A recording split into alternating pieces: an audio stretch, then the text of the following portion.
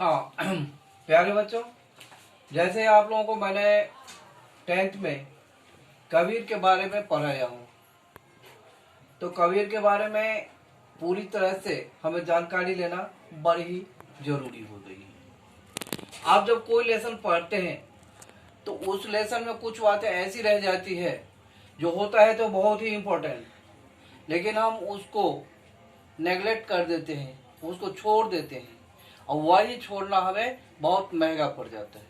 तो मेरा ये कहना है, आप पढ़िए, कोई भी सब्जेक्ट पढ़िए, उसको ऐसे पढ़िए जिसमें आपके लिए कोई कंफ्यूजन नहीं रह जाए। वैसे भाषा और साहित्य में अगर सारा कंफ्यूजन आप दूर करने लगेंगे तो एक समुद्र में गोता लगाने के बराबर ही होगा। किंतु जहां तक हम प्रयास करेंगे और जहां तक आपको प्रयास करना चाहिए, हमें यही करना उचित होगा जो कम ही पढ़ें, कम, लेकिन एक दिन में हम कम ही पढ़ें, लेकिन उस कम में बहुत कुछ हम जान लें।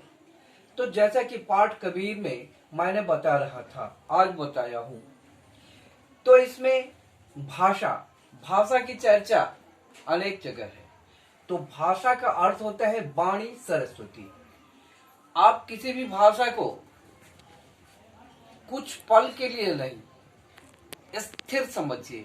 भाषा का विनाश नहीं होता है। इसलिए भाषा शब्द की पर्यायवाची है वाणी सरस्वती, अर्थात सरस्वती ही भाषा का स्वरूप है, क्योंकि भाषा की जननी होती है माँ सरस्वती, जैसे विद्या की देवी होती है सरस्वती।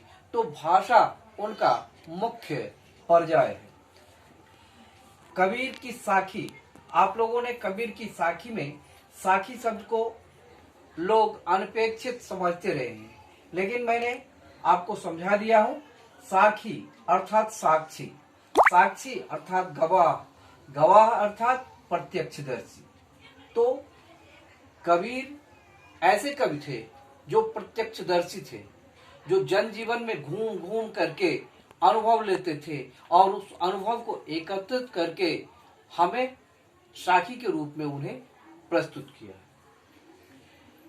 यहाँ पर कुछ ऐसे शब्द आ जाते हैं, हम उन पर ध्यान नहीं देते हैं, लेकिन क्लास 10th में आकर के हमें इस पर पूरी तरह से ध्यान देना होगा।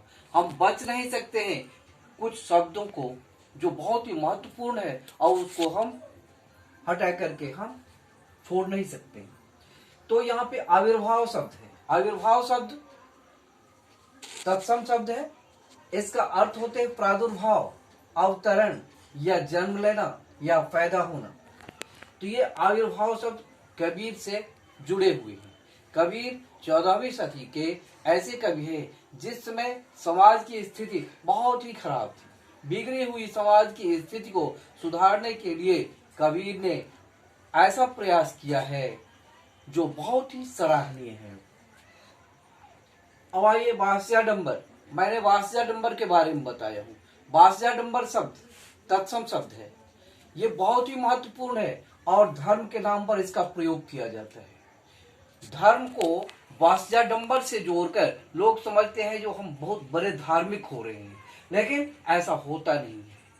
वैसे धार्मिक नहीं होते हैं, एक आडंबर दिखाने वाले होते हैं या अवसर का फायदा उठाने वाले होते हैं। तो वास्य जोर आडंबर, वास्य शब्द का अर्थ होता है बाहरी, आडंबर शब्द का अर्थ होता है दिखावा। हम बाहरी दिखावा करेंगे फिर धर्म की अस्तित्व क्या रहेगी। धर्म शब्द का अर्थ होता है जो धारण करने योग्य हो, जिसे हम अपने ऊपर अपने अंदर समा सके, वही धर्म कहलाता है। और ऐसा अगर हम ऐसा धर्म अपनाएं जो तनाव बढ़ जाए, सामाजिक दूरी बढ़ जाए और हम उसे हम धारण नहीं कर पाए, फिर भी हम कहेंगे ये हम धर्म है हमारा, तो इस बात को कबीर ने गलत माना है और वास्तव में ये गलत है भी। अब पांचवा एक विशेष बात है, कबीर का जन्म। आजकल आप लोग देखते हैं, आज से 20 साल 25 साल पहले लोगों की जो औसत आयु थी 60 या 62 वर्ष हिंदुस्तान में बताया गया था, उसमें थोड़ी सी राइजिंग हुई थी। आज आप देख रहे हैं पूरे विश्व की क्या परिस्थिति है।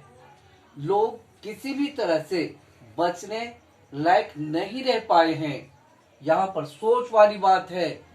जो हम कहते हैं, जो जनसंख्या की भार या विचारों की विभिन्नता या प्रदूषण पूरे विश्व को इतना जकड़ लिया है, जो कब किस तरह की यहाँ पे महामारी स्टार्ट हो जाएगी,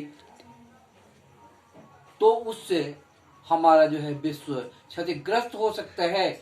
आजकल जिस परिस्थिति से हम गुजर रहे हैं उसका तो आप लोग जानते हैं कि हमारे सबसे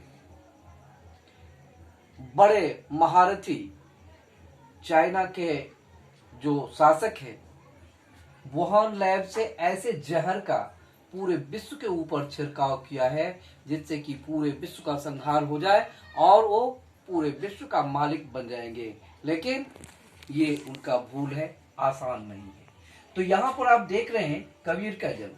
आपने देखा होगा रहीम का जन्म। रहीम और कबीर की जो आयु है इतनी बड़ी बड़ी है। रहीम के संबंध में कहा जाता है 130 वर्ष के होकर के उम्र थी।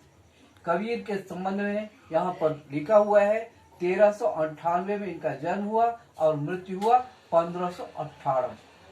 इस प्रकार इनके साथ 13, 14, 15 और 15 के बाद 16वीं जुड़ी हुई है। तो ये सब हमारे विचारों पर आधारित है। जितने अच्छे विचार लेकर के आएंगे हम दीर्घ जीवन को प्राप्त होंगे। धन्यवाद।